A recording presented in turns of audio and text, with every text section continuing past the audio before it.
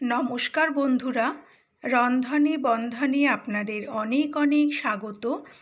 আজকে দেখাবো দুর্দান্ত স্বাদের চিংড়ি মাছের মালাইকারির রেসিপি। আমি এখানে বাগদা চিংড়ি দিয়ে মালাইকারিটা করব। সেজন্য কয়েকটা বাগদা চিংড়ি খুব ভালো করে ধুয়ে নুন হলুদ মাখিয়ে একটা প্লেটে রেখেছি। আপনারা ইচ্ছা করলে গলদা চিংড়ি দিয়েও এই প্রিপারেশনটা করতে পারেন।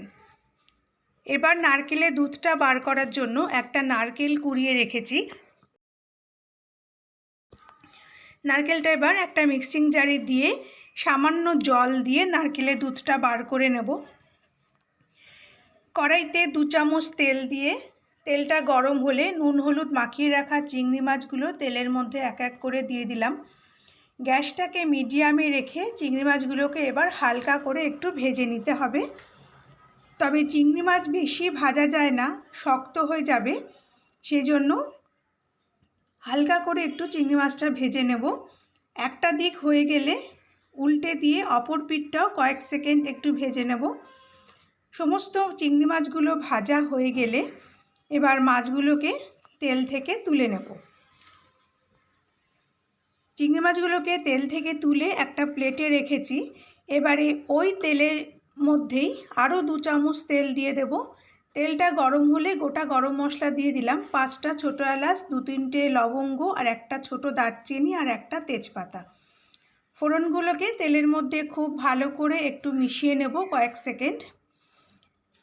এরপরে দিয়ে দেব 1/2 চামচ চিনি। তেলের মধ্যে চিনি দিলে ঝোলের রঙটা খুব সুন্দর হয়।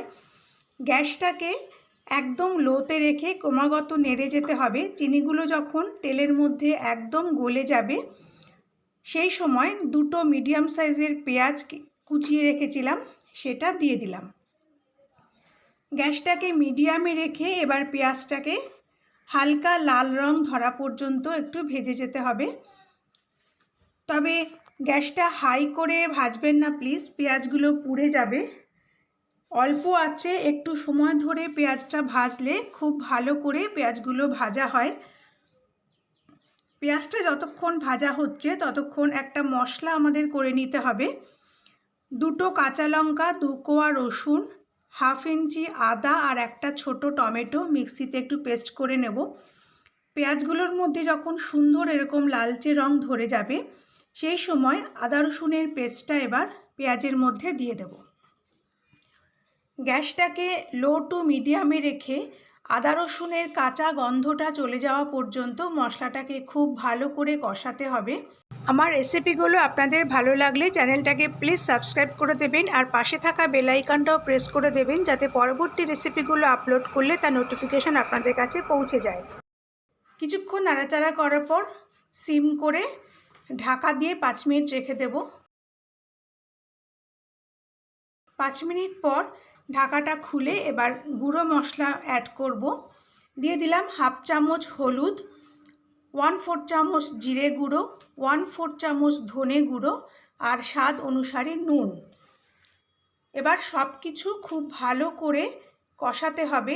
এই কষানোর ওপরেই কিন্তু ঝোলের স্বাদ নির্ভর করবে, তাই অল্প আঁচে একটু সময় নিয়ে মশলাটাকে খুব ভালো করে কষিয়ে নিতে হবে। এইভাবে কষাতে কষাতে কিছুক্ষণ পর দেখবেন মশলার উপরে বেশ ভালো মতন তেল ভেসে উঠেছে। দেখুন, এই পর্যায়ে বুঝতে পারবেন যে মশলা কষানো আমাদের একদম কমপ্লিট।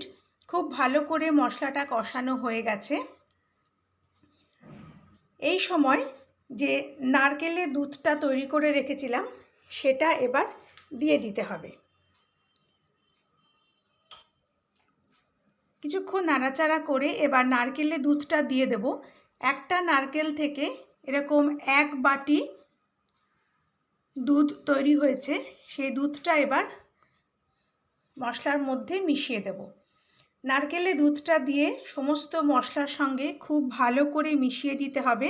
আমি কিন্তু এখানে জল ব্যবহার করিনি। গ্যাসটাকে হাই করে ঝোলটা একটু ফুটে যাওয়া পর্যন্ত অপেক্ষা করতে হবে। ঝোলটা যখন বেশ ভালো মতন ফুটে যাবে, দেখুন খুব ভালো করে ঝোলটা যখন ফুটতে শুরু করবে সেই সময় ভেজে রাখা চিংড়ি মাছগুলো এবার ঝোলের মধ্যে দিয়ে দেব। চিংড়ি মাছগুলো দিয়েও ঝোলের সঙ্গে খুব ভালো করে মিশিয়ে নিয়ে গ্যাসটাকে একদম সিম করে দিয়ে 5 মিনিটের জন্য ঢাকা দিয়ে রেখে দেব। 5 মিনিট পর ঢাকাটা খুলে নিলাম। আমাদের রান্না প্রায় কমপ্লিট।